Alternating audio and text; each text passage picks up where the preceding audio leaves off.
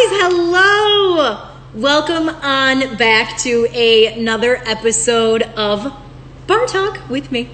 I hope everyone is enjoying this lovely Wednesday evening. I know I am. Hello, Mallory. Hello, Julie. Hello, Golfer Hick, excuse me. Hello, Carly. Hello, Ava.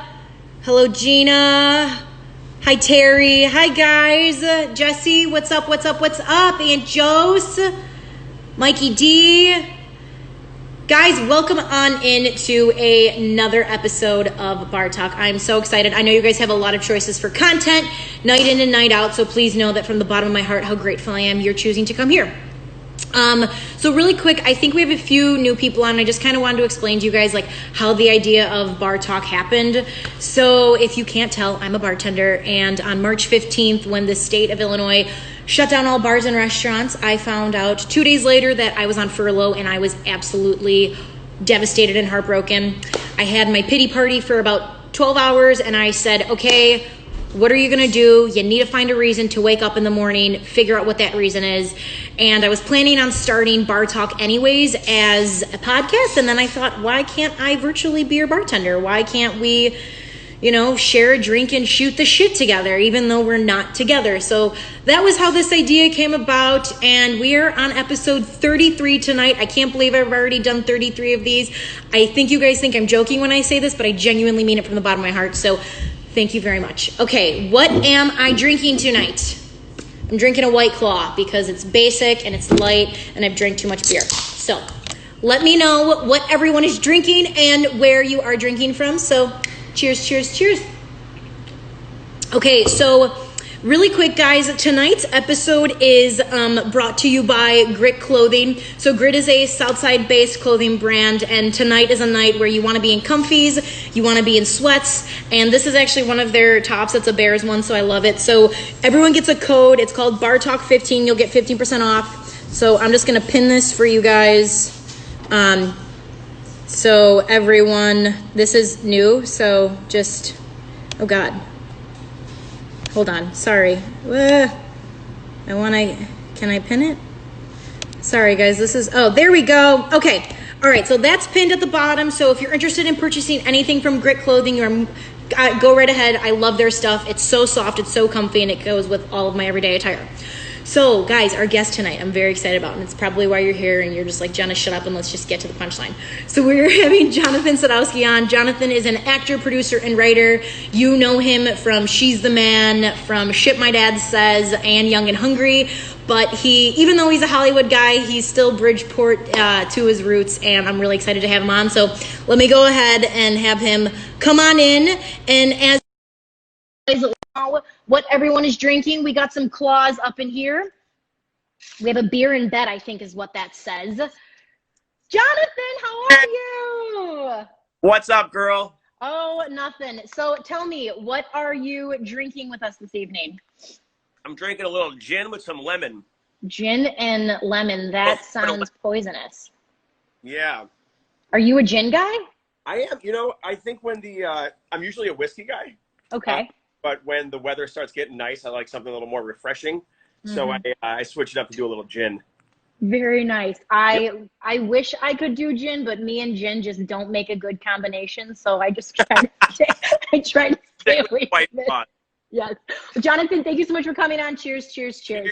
Cheers. Thanks for having me, Jenna. Yes, I appreciate it. Okay, so I know you don't get to come home as much as you would probably like to, but when you do get to come home, where is like the first place you have to go when you're like first order of food? My mom always has a Rika Benny's breaded steak waiting for me. Extra mozzarella cheese?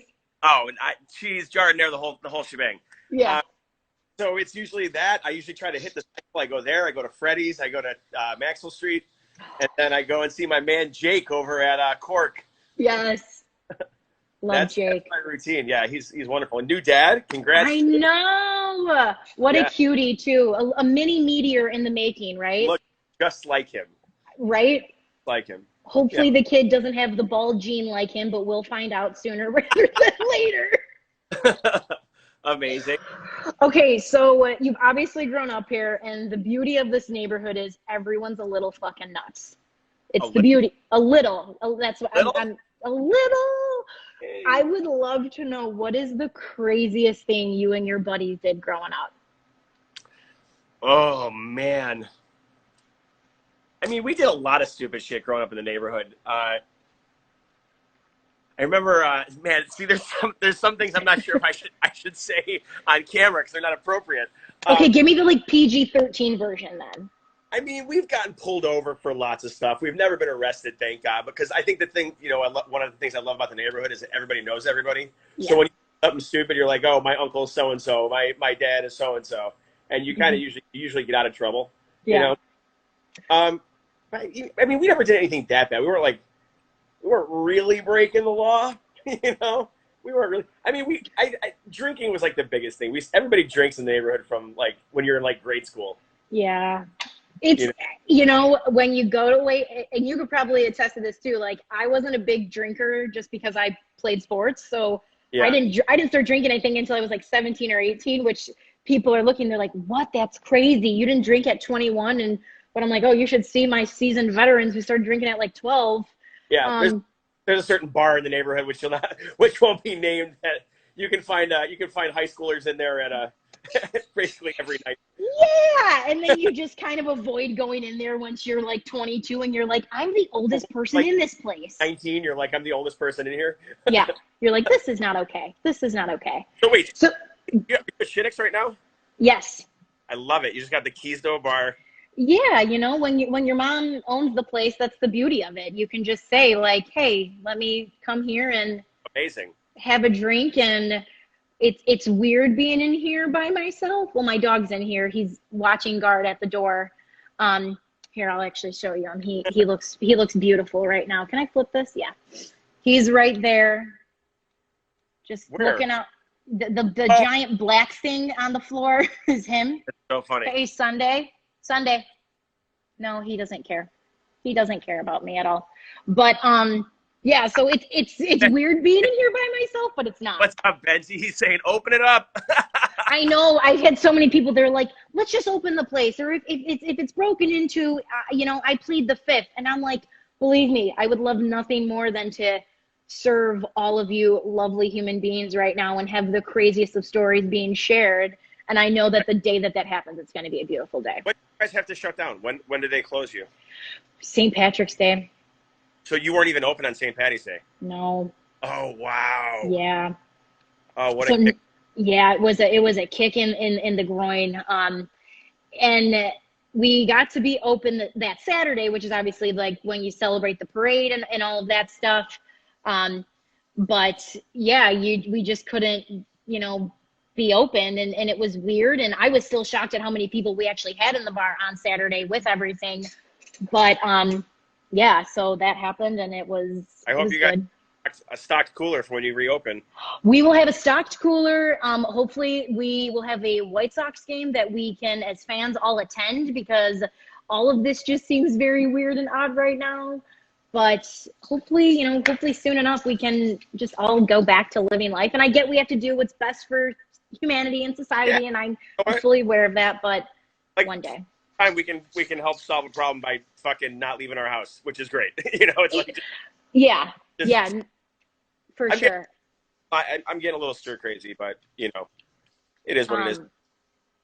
Yeah, sorry, just the dogs acting crazy. No worries. So I'm in the window right now. I know you can't come in though. It's amazing. It's Susie Lacey. She lives upstairs. Oh, that's yeah. So she's trying to come in. I'm telling her, I'm sorry, Susie, you can't. Okay. Anyway, back on track. So I'm curious to know how you feel growing up in Bridgeport and in Chicago has maybe prepared you to succeed in life. I think growing up in Bridgeport makes people resilient. I think there's a certain toughness about our neighborhood. And I'm not just saying like street toughness, but I think, emotional toughness, mental toughness. It's not an easy place to grow up. I think the South Side in general is not an easy place to grow up. But I think the one thing that growing up in Bridgeport has given me is thick skin, and especially like this, where rejection is such a big part of the game. Where right. go into an audition and it's no, and you try to sell a script and it's no, and then you try to produce a movie and it's no, and it's like no after no after no after no. I mean, a lot of people would just pack their shit up and leave, you know. But when I moved out here, I made it a point that I was never going to move back home, and I was like, I'm not moving back home, because to me, moving back home was a sign of like quitting. It was a sign of like defeat, and my ego can't have that.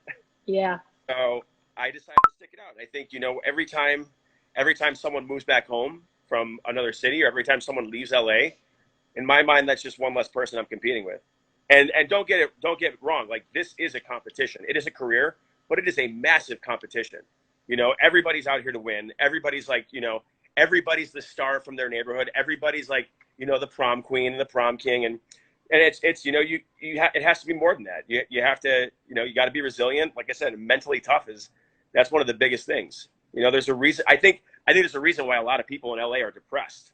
You know, but yeah. So I would say resiliency and thick skin is what Bridgeport gave me. I love that, and I will definitely. I can echo that. Playing volleyball in college, like someone yelled at me, and you're just like, okay. And you just stood there, and people around you would cry, and I'm like, why are you crying? Like, yeah, like, I don't know. It was crazy. So you're a big actually, you're a huge Chicago fan, besides the Cubs, right? Obviously. My old style hat on and everything for you. Yes, besides the Cubs, we'll say. Ugh. Yeah, gross. You're very lucky you weren't here when they won. I don't think I was ever so depressed in my life. But I'm curious, because you're a big Bears fan and you have quite the in with the Bears. Your brother is the director of college scouting. Will he give you like a little tidbit of like what we can expect come draft year? Does he give you any scoop? He doesn't. He's like, you know, he's really tight-lipped about it, which is funny because you are not the first, you are not the first person to ask me like what the scoop is. You know, but Mark lives in Los Angeles too. Mm-hmm. And I was at his house like the day before the draft. And I mean, his office was set up like, it's like a battle station. He had like 6 monitors and like iPads and phones. It was crazy. And, it's so foreign to me because, I mean, you're talking about a guy who spends 365 days a year scouting athletes, you know? Yeah. So the amount of knowledge and the depth of knowledge is just, you know, even if he tries to kind of talk to me about certain athletes, it's just like he's speaking a different language, you know? It's just like completely over your head. I mean, I played sports my entire life, and I would like to say I know a shitload about football. You know, I started playing organized football with Jake when we were in like 2nd grade, and I played all my senior year of high school.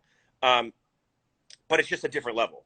I mean, they have, you know, they break down players inside the classroom, outside of the classroom. They break them down on a psychological level. They break down, like, for example, like a quarterback. They break down the angle of release of the ball. So they know if a quarterback throws from down here or up here, how long his arm's going to last in the NFL based on a certain offensive scheme. And they know, like, if it's worth, is the juice worth the squeeze? It's like, are we willing to pay a guy this much money, even though he might be the number one, when we know his arm's going to go? And you know, it's crazy next level stuff. They talk about like angles that a running back runs at and how apt he is with like the way, based on that angle when he cuts, how apt his knees are to going. It's like every little detail that you would never think about is covered, you know? So it's funny too, because like when you talk to him about, you know, a lot of people in Chicago get really fed up about why Bears pick certain players, you know? And when you hear it come from them, it's just like, oh, I didn't think about that, you know? Yeah. So, but he doesn't give me any scoop. Well, based off of what you just said, has he ever said to you like why they have drafted certain players? Yes. Can you give me an example? Can I ask the obvious question? Why Mitch Tribisky? Yeah. Okay. They had issues with Mahomes, and they had issues with Watson for injuries. Okay. Also, everybody talks about, we could have had Mahomes. Patrick Mahomes wouldn't be Patrick Mahomes if he was playing for the Chicago Bears. Patrick Mahomes was throwing to Travis Kelce, Tyreek Hill, Kareem Hunt. Like, Mitch Trubisky was throwing to, like, fucking Bellamy, you know? Yeah. Do you realize after Mitch Trubisky's rookie year, none of the receivers on the Bears were in the NFL anymore? I did not realize that. Yeah, joke. So everybody's like, oh, we could have Mahomes, but it's like Mahomes isn't Mahomes if he's playing for the Bears. Yeah. So no one, like the college that Mahomes went to had never produced an NFL quarterback, so that was a risk. Where UNC has produced a bunch of NFL quarterbacks, and their pro system is much more in line with what teams run in the NFL. So like, I think those are some of the reasons why they went with Trubisky. I still think Mitch has a lot of potential. I mean, I take more credence with our offensive coordinator and our head coach. Fair, totally fair. I mean, Matt Nagy won the NFC North, and then the next season he changed the entire offensive playbook. And it's like, why would you literally change the offensive playbook? So it's like, how can you expect a new quarterback who just won the NFC in his sophomore season? How do you expect a team to move forward? Interesting. Very interesting points. Yeah, I like it. So your brother knows a thing or two about perseverance just with getting his job. Like, I read the story on how he got his job, and anyone who hasn't a subscription to The Athletic should read it, because I was laughing my ass off reading this. It was amazing. And I'm curious to know if he ever gave you any advice on, persevering through with you guys. I guess what I'm trying to say is you guys have similar-ish jobs in very different areas. Like, you guys are both in very tough jobs. You're succeeding in very tough jobs. Did he give you advice on how to push through maybe the bullshit?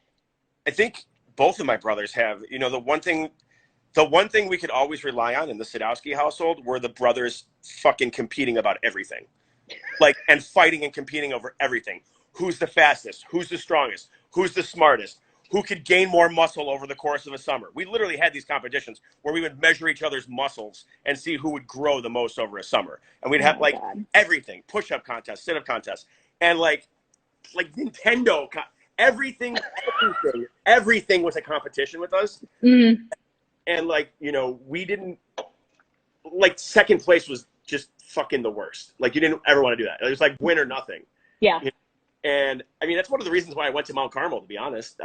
Both of my brothers went to Rita, and I was like, I'm not following their footsteps. I'm going to go to a school and I'm going to win a state championship. And we did, Yeah. But yeah, so both of my brothers, I think just that constant desire to win and that constant desire to be the best, that was ingrained in me by them from a very young age. Love that so much. Okay, last question before we get into some fun rapid fire questions. You have been in this industry now. Your first acting role was with NCIS in 2003. What has been the most... January 24th, 2002. So it's been over 18 years now. Over 18 years. What has been the most rewarding part of your job that you didn't expect? Wow, that's a really good question. I think anybody who gets into this industry, I think you always have to wrestle with the idea that you could be famous, you could be a celebrity, Mm-hmm. That comes with the territory. Now, I studied theater in college. I didn't move to LA to be a celebrity. I came to LA to be an actor. I truly love it. I was doing this since I was a kid. But the one thing that you don't really expect is when you meet these people that are fans of yours, and you just see how much your work has meant to them. I made friends with this young girl from just outside of Chicago who had stage 4 cancer, and she reached out to me on Instagram, and she just told me how Young and Hungry was she was going through chemo and radiation. It's this 14-year-old girl, in high school, and she just sent me this message about how Young and Hungry made her forget about her own problems for a while, and she would watch that stuff. And it's so crazy to hear that. And I remember when I went to Europe a couple years ago, I was at this tiny bar in Croatia, and all the people that worked there walked up to me and they were like, "We love Young and Hungry." And I was like, "Oh my." Yeah, it's super weird in Dubrovnik. And I'm like, wow. And then to see how vast your body of work goes, mm-hmm. and how far it reaches, and truly what it means to people, that's the most rewarding. Because I think, it's one thing to go into acting because it's what I love to do. And that's, in a way I've learned that's a little selfish. because acting is not about one person. It's an exchange between what's on stage and what the audience perceives. So there's this constant give and take relationship between an artist and the audience. And you can't forget about the perception aspect of that. It's not all about what you're giving off, what you're giving off, what you're giving off. You also have to know how you're being received. And to me, that's been incredibly rewarding. Yeah, that's like way up there. I love that. All right, well, let's go ahead and everyone, if you haven't been drinking, have a drink, damn it.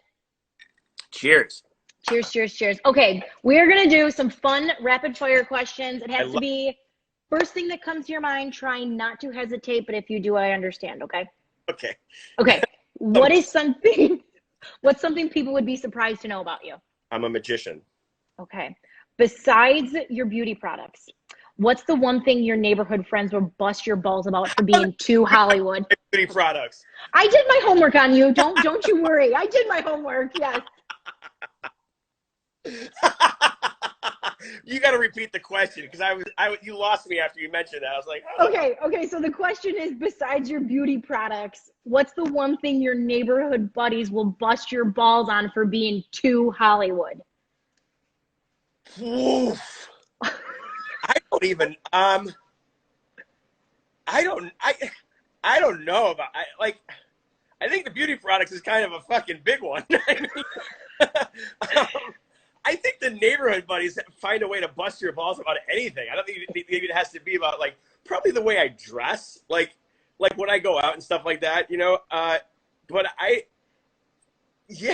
don't know. I think Bridgeporters have a knack of fucking picking on you about anything. We'll find a way to I don't know, look at the way your hair is freshly made and they somehow compare you to an ancient Egyptian and then you're just a moron on the block. I remember I was going to a Sox game last time I was home and I was wearing skinny jeans. And this was years ago. And people in Chicago hadn't caught on to that yet. Oh yeah. I was walking around with these jeans and Mike Basile, we were going to the Sox game with him. And he was listen to your jeans rubbing against each other. He's like, I can light a match if I put them between your legs. He said. Yeah, that's Bridgeport. That's Bridgeport in a nutshell. Okay, everyone who is watching, I'd love to get your answer to this as well. What's the one movie you'll watch no matter how many times you've seen it if it's on? I have a few of those movies. I love anything Wes Anderson, like Grand Budapest Hotel or The Life Aquatic. Love Actually. I got it. If it's on, I'll watch it. There's tons. I literally have a Rolodex of movies like that. Love it. Yeah. All right. I would say remember the Titans and Ted. Ted 1 and Ted 2 make me stupid laugh. Shawshank Redemption, awesome. I've never seen The Quiet Man. I don't know what that is. Oh, The Quiet Man's one of those old school Irish films that growing up in an Irish household, it was part of a religion to watch every Christmas and Easter and every holiday. Heard of that. Mean Girls. Someone said Jaws. That's a weird one to choose to watch. I love it. Okay. What would people be surprised to know about filming She's the Man? She said Rolodex and she laughed at me, but you spelled Rolodex completely wrong. It's Roledex. ROLA. The Godfather. Wedding Crashers, Dumb and Dumber. Yeah, The Quiet Man, like Bobby said. He's it's like The Godfather to Italians. Yeah, you know what? Actually, that's a great comparison. It is. That and, it's The Quiet Man. The Quiet Man, and then what else do we watch? Oh, in my household or in my family, White Christmas is a religion. So. Do you know I've never seen White Christmas? Well, don't go to the play of it because. Here's the thing. I am not I'm not a huge fan of old movies. Really? Yeah, it's weird. I love The Wizard of Oz. Love it. I think it's really close to a perfect movie. Yeah. But I am not really a fan of the older stuff. I find them to be slow, and I find it's just I don't know. There's not really many that I love. Yeah. Old White Christmas era. There's not a whole lot of them that I love. I think it's because it was it's that family tradition, where it was on every Christmas, and then it had to have been maybe 10 years ago. It was playing at the Music Box in Lakeview. my cousin was like, hey, we're going. We got tickets. Who wants to come? And it was a giant sing-along while it was playing in this old theater. So everyone had like bells, and it was like, don't bring alcohol, but put it in your jug and it's fine. So we did that, and it's been something that like we're trying to like pass down onto like our next generation of kiddos, which has been fun. Yeah, but I don't think I would have watched it had it not been like instilled in me at a young age. Amazing. People so I get that. Hey, Bull has joined the chat. It's going down. Bull's on Tinder. You better move. You better dance. That's what we sing to him before he got married. Obviously, we would sing. Obviously, before he got married, we would sing that all the time. Amazing. Okay, next question. Yes. What would people be surprised to know about the filming of She's the Man? What would people like to be surprised to know about the filming of She's the Man? I don't think there was. I mean, we spent 2 weeks together beforehand, and we did a soccer camp. Like, not a lot of people know that. So we shot that in Vancouver, and everybody in the cast went up there. It was either a week or 2 weeks before we actually started shooting. I think it was 2 weeks. And we did rehearsals, like, where the cast, because we all had to play friends and stuff. And, you know, we all had to get in that, like, high school mindset. Like, I was, like, I think I was the oldest person in the cast. I was, like, 25. But we were all still in high school. Okay. So we had to, like, you know, get in that mindset. We knew the script inside and out. And then every morning at, like, 6:45 in the morning, we all had to go to soccer camp. It was like, so that, because the actors had to look like they knew how to play soccer. Right. And, you know, it was just also kind of a team building thing. So, no, it was fun. So you had to go to soccer camp even though your character didn't play soccer? Yep. How did that go? It went great. Yeah. Your voice cracked. Why did your voice crack? The gin. Okay, what is the kindest thing a stranger has done for you? What is the kindest thing a stranger has done for you? Damn, dude, these are fucking deep questions. That's right. I know what it is. So I was filming Chernobyl Diaries in Europe. We were shooting in Serbia, in Belgrade, Serbia, and then we were shooting in Hungary, like outside of Budapest, like an hour and a half outside of Budapest. And it was my birthday, and I wanted to go visit the Budapest castle because I wasn't shooting until late that night. Mm-hmm. So I was staying in a hotel in Budapest, and I had to, because it was my last day, like right from shooting, I was like heading to the airport and getting on a plane back to the States. So I had cashed in like all my money, everything. So I had like, because you get per diem, and I had like a lot of money in my wallet. And so I'm in this cab, and my passport, everything. I'm in this cab, and he takes me to the Budapest castle, and he's like, yeah, just get out here. And there's like a huge language barrier. He's like, go this way and go this way. And I was like, all right, cool. And I gave him like a $10 tip, you know? And it wasn't like that big of a ride, but I gave him like a $10 tip. Right. And I get out, and I'm walking, and it was like a dead-end street. I walked down, and I'm like walking up, and then all of a sudden I'm like, I left my wallet and my passport in the cab. Gone. And like, I'm like, oh, you gotta be kidding me. Like, I have a cell phone, but I didn't know what cab company it was. So I'm like freaking the fuck out. And like 15 minutes later, I'm walking down the street, and I hear a car honking, like honk, honk, honk, honk. And I look, and it was the cab driver. And he drove back to find me and gave me the wallet and the thing. And he didn't take a dime. Didn't take a fucking dime from my wallet. Oh my God, what a man. Yeah, it was amazing. Oh, I would have been completely screwed. That's the amount of anxiety that would come through my chest would be like out of this world. It was my birthday, and it was like, I'm going to this massive castle, and I literally patted my pocket, and I was like, oh, you've got to be kidding me. Well, thank God for that lovely man. Okay. On Young and Hungry, you got to work with Betty White, a national treasure of any sort. Was there anything that she said that stuck out to you? She said a lot of things that stuck out to me. I have a video of her and I, we were sitting on a couch together, and I said, you know, I was like holding her hand, and I said, Betty, I was like, I can't believe I'm working with you. And she goes, well, I can't believe I'm working with you. And I was like, oh, Betty White. It's like, you're not going to remember me tomorrow, but I have this video, and I'm going to cherish this forever. I was like, oh yeah, forever. Oh my God, what But an angel. there was this, Carl Reiner was on the show as well. Mhm. And he played like her long lost, the guy who they said they would meet up late, whatever.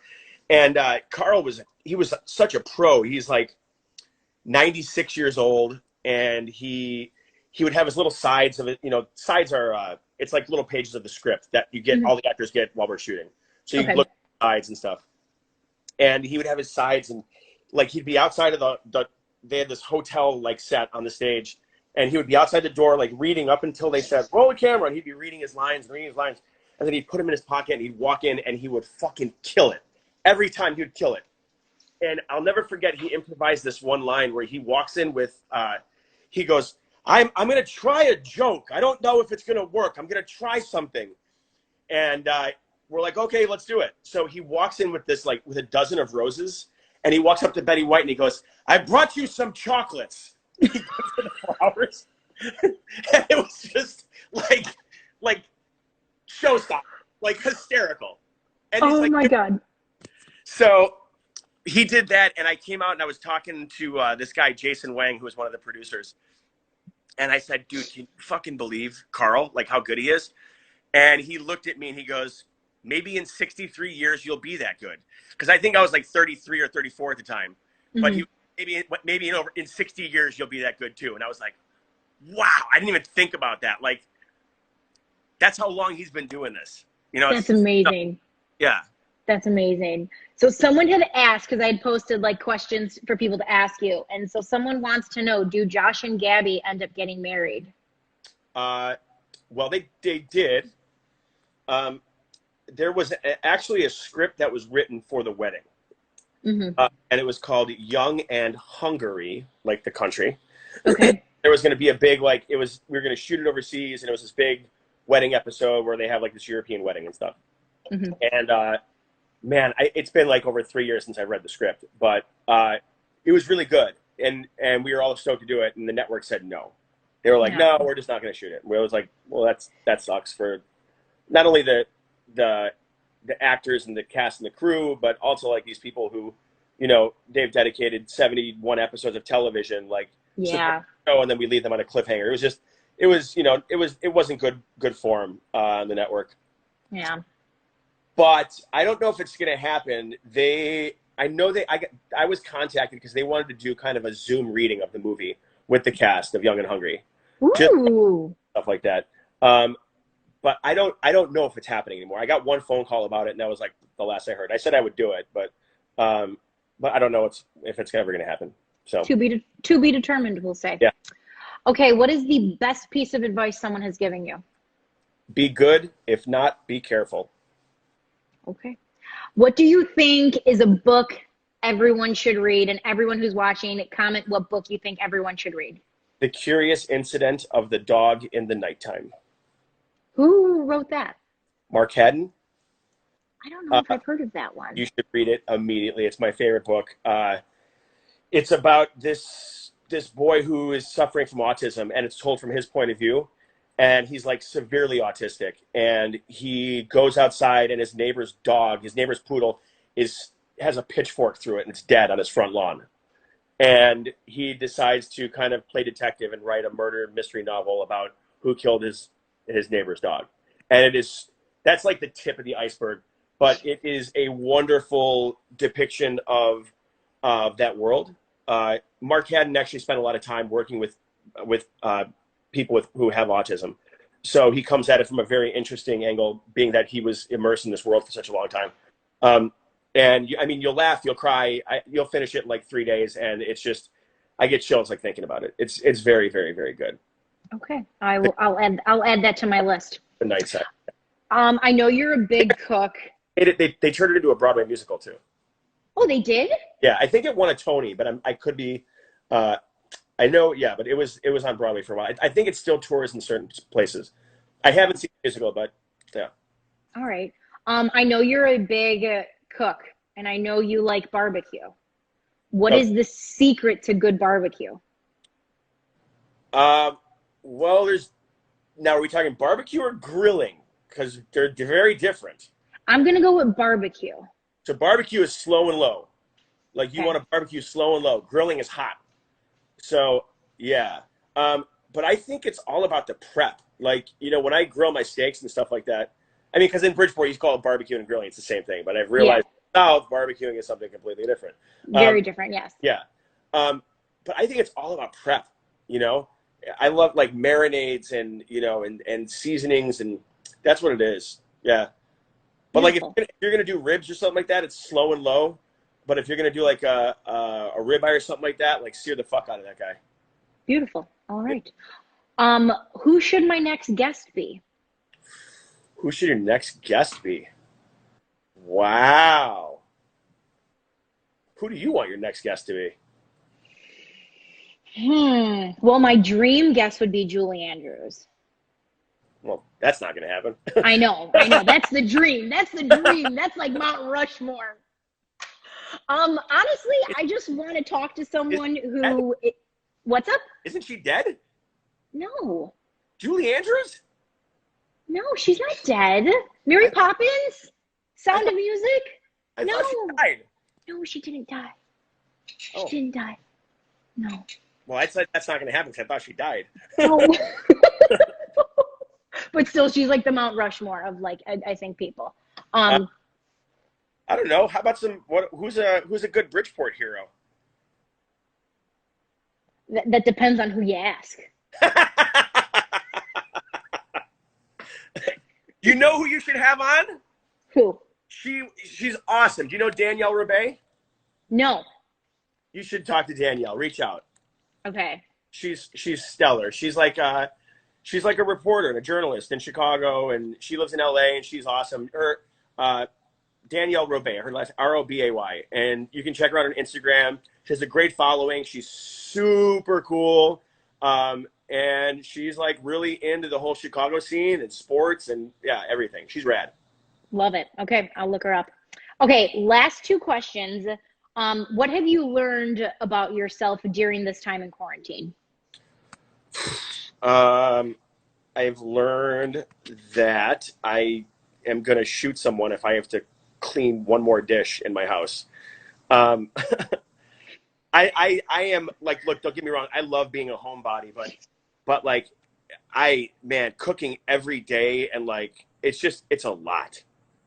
It's a lot. I miss going out for a meal with my friends. And like, there's one thing, like cooking out of necessity. And I think there's a fine line between cooking out of necessity and cooking, like being forced to cook, Yeah. Mm-hmm.